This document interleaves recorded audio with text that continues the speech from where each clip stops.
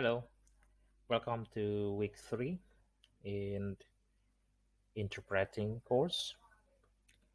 So now we will talk about the first skill that you need to require, that you need to acquire, that you need to sharpen if you want to be an interpreter. So the skill that I'm talking about, that I will talk about, is the active listening. So what is the first step that you need to be a good interpreter? Of course, a good and proper and a mastery in the listening skill. Because if you want to have a quality of interpreting, a good quality, the best even, of course, you need to be able to listen properly, process what you listen, analyze the information from the source language so that later you can transfer the message as accurately as possible. Well, especially in conference interpreting or um, in simultaneous interpreting, it is highly essential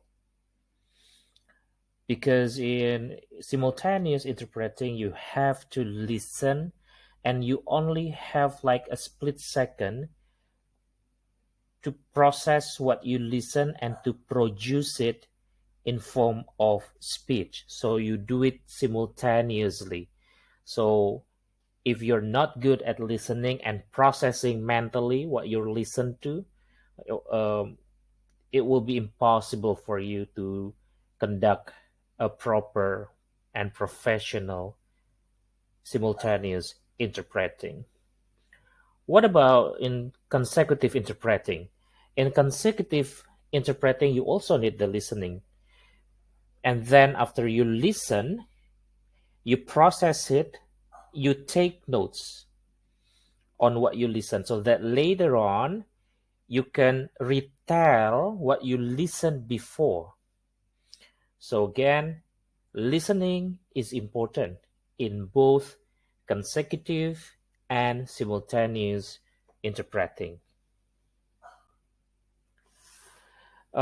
Just like what Balkan Lu in 2010 said, listening is very crucial, and listening and understanding have to happen in just one stage, especially the case or the context in this saying is in simultaneous interpreting. So you have to listen and understand it in one stage because there's no time to listen again and to understand any vague parts. Well, actually, in consecutive interpreting, you also need this. It's also crucial, it's important for you to ask the speaker to repeat what he or she just said. It's very inappropriate if you do that, and it's impossible in most of the interpreting events. So yes, listening, processing it mentally, understanding what happened, it should happen in just one stage. So what are the approaches to listening? Well, in everyday life, actually there are four main approaches to listening. The first three, it's quite common.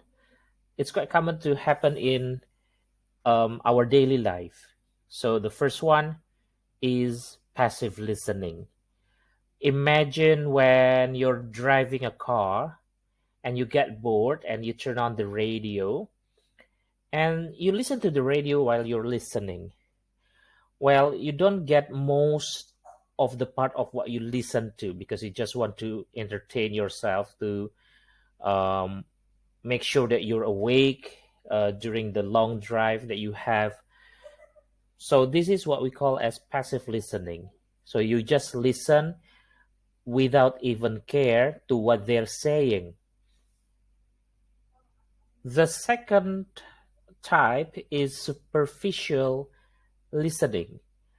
In superficial listening, basically you it's similar to the passive listening, but maybe you um, listen some words there, and then you're interested to do what's being said. Maybe the announcer was talking about traffic, and it caught your attention. You listen to it, but still there's not much information that you can retain by doing superficial listening. The third one is selective listening. So while you're driving, you see that um, the traffic is congested. So you turn your radio to a channel that talks about the situation of the traffic, and you pay attention to it so that um, you can get more information on the congestion, and maybe you need to decide whether you should take an alternative route or not, something like that. So you only listen to certain words like congestion, traffic jam, accident. So only to those words. You set it in your mind, and all other words, you ignore them. That's what we call selective listening. Well, the fourth type is active listening, and this is what's important, and you have to learn in this week throughout the modules and the activity that I prepare for you. Well, I will explain to you in short what an active listening is. Basically, active listening is a term that we use in communication skill. It involves going beyond simply hearing the words that another person speaks, but also seeking to understand the meaning and intent behind them. It requires being an active participant in communication process. However, it's important to know that in listening, we don't have the luxury of becoming an active participant in the communication process. What I mean is that in communication, when you're doing active listening, usually you're replying, you're confirming what you heard, what you listened to, you're giving confirmation that you understand, or maybe you're clarifying things that you don't really understand. That's active listening in two-way communication. In the interpreting, it's quite different. You cannot ask the speaker, you cannot clarify anything, you cannot ask questions to them. So, how can you be active in interpreting? Well, the idea of active interpreting is that you don't only hear, but you try to understand the meaning and the intent behind the utterance. That's the idea of active listening. And to do that, there are several things that you have to do in active listening. So, first, of course, you need full concentration. You need to focus on what they say, word by word, sentence by sentence. And the second one is an effort to activate and mobilize relevant knowledge. It's very essential for you to have the relevant knowledge. So that's why, in order to do an active listening, basically you have to build the schemata. So what is schemata? Schemata is the background knowledge to the topic.